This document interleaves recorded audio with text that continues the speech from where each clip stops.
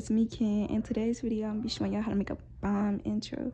So yeah, keep watching and hit that big red subscribe button down below to let me know that you enjoyed the video. So the first thing you want to do is open Videostar. Now Videostar is a paid app, however, it's only $5 and it's really worth it. You want to click the plus sign and then click edit video. Here you want to find and import your sound. I just found a sound off of YouTube. Here I'm just adjusting my sound. Now you want to find and import your 3 videos that are going to be in your background.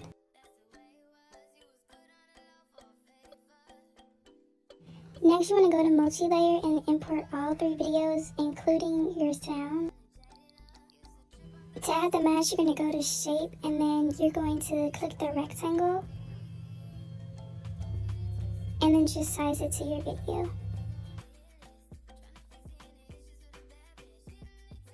You're going to do this for all 3 of your videos. All this does is removes the black background so that your video is like the only thing left.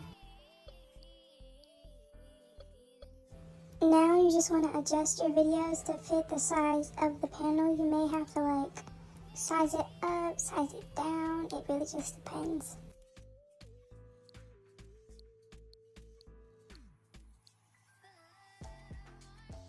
Okay, so I'm not good at explaining stuff, but I will do my best. Click on your layer and then click edit keyframes. Right here I'm just doing a little adjusting, so ignore this part. Right here you just want to place a little mark as to where you want your transition to end, and you do that by pressing the arrow button by the word path at the top. Now you want to go to your first keyframe and drag the video all the way up to the top until you can no longer see it. And then you want to go up and click this box. This is called a graph, and I'll import the QR code on the screen. This just makes the transition a lot smoother. The next video is going to be a little different, but go to options and click show other layers just so you can see what you're doing. Again, right here I'm just trying to figure out where I want my transition to end, and I'm trying to match it up as best I can with the first video. Go to the first keyframe and drag the video all the way down until you can no longer see it. This is going to be going in the opposite way of the first video.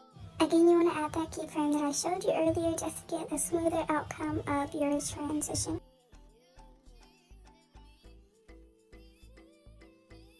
Right here, I'm just editing the mask just because I didn't like how much of the black was showing. You don't have to do this.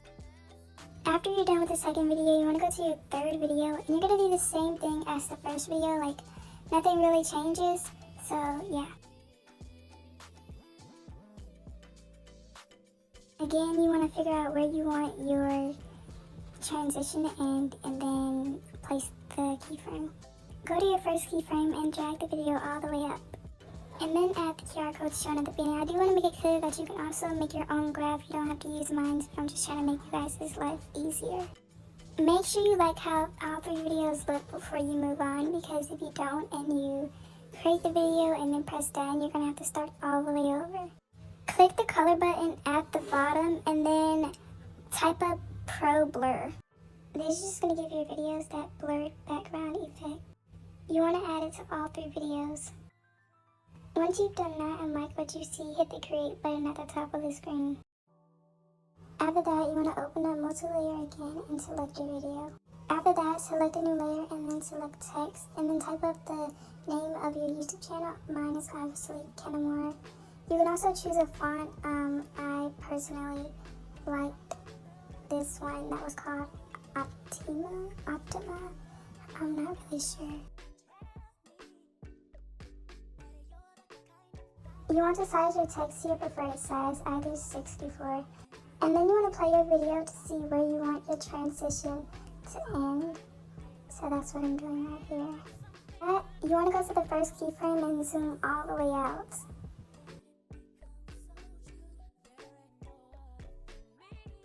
And then here, to give the text a panning effect, you want to like move the text around.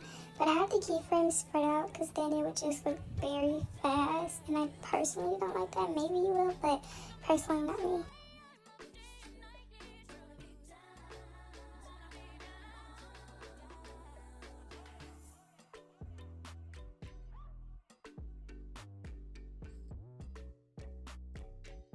Okay, I like completely forgot to add that you want to find a Snapchat, Instagram, and TikTok PNG on the internet. All you have to do is just search up Snapchat PNG or Instagram PNG or TikTok PNG, and the first one should be a good one that actually works.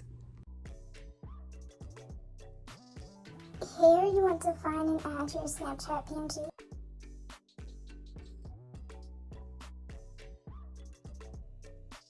Go to when your video first starts and shrink your Snapchat logo to your preferred size. Mine was at a 10, but you can do whatever you like. Now you just want to arrange it to whatever you feel comfortable with. Now you just want to add your text, so whatever your Snapchat name is.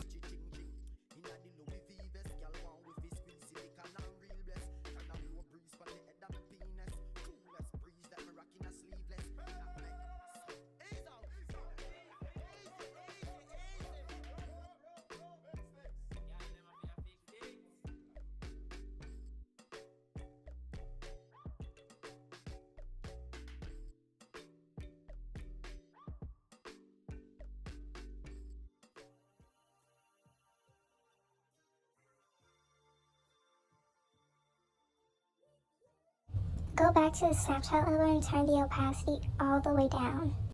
Let the video play out and place a marker to where you want your Snapchat logo to be done with the fade in. Make sure that you bring the opacity all the way up to 100. After that, place a marker to where you want the fade in to actually start. Make sure you bring it all the way down to 0. You want to do the exact thing with your text. Next, you want to grab your Instagram logo. You're going to follow the same thing that you did with the Snapchat logo. You're going to resize your Instagram logo to your liking and then position it onto the screen to what you prefer. Right here I'm just kind of playing around with it because I was like, I did not want to come back and have to fix all of this. I did have to later in the video, so it really didn't even matter. But yeah, just position it to your liking and then, yeah. Then you want to go to a new layer and add your text, so that would be your name, which mine is 2 Rokins. If y'all want to go hit a girl up with a follow, but y'all of course do not have to. So this is me just customizing the text, and then do like literally the exact same thing with your text that you did with your logo. Just size it to your liking and then position it to the Instagram logo and then onto the screen. Yeah, wait. Here I'm just going back and fixing mine. I had to do a lot of this because I'm like really picky and I did not like anything that was on the screen. However, I just wanted to, get the video out, so yeah.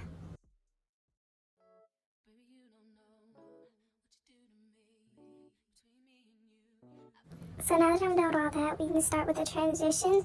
It's kind of hard for me to explain this, so it's best if y'all follow along. But you want to place a marker as to where you want your transition to end, where you want it to end. And then you're going to place another marker so where you want it to start, and you want that one to be at 0, and the one if you want to end to be at 100, if that made any type of sense whatsoever. But yeah. Now we're going to do the exact same thing that we did with our logo. We're going to do it with our text. You really want your logo and the text to match up. You don't want one to be ahead and the other to be behind, so try to get it as close as possible. I don't think it's really necessary for me to keep showing this part, so I'm going to speed this part up.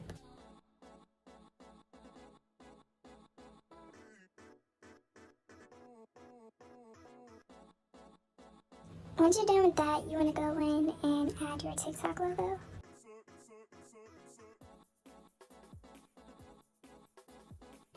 Here, I'm just resizing the logo and then positioning it onto the screen.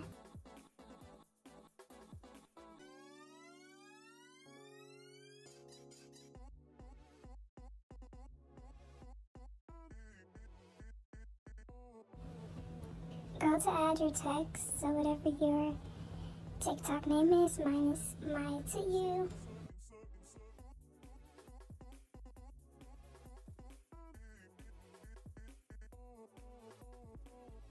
I don't think I've said this, but you want your opacity to be turned down all the way at first. So then you want to just play your video out and then go to where you want your opacity to end, and then place a marker to where you want it to start, of course. Here I'm just trying to match it up with whenever the Instagram logo ends. So that's all I'm doing here. You can do it any other way, you know, you can all make them pop in at the same time, but I just did not like the way that looked.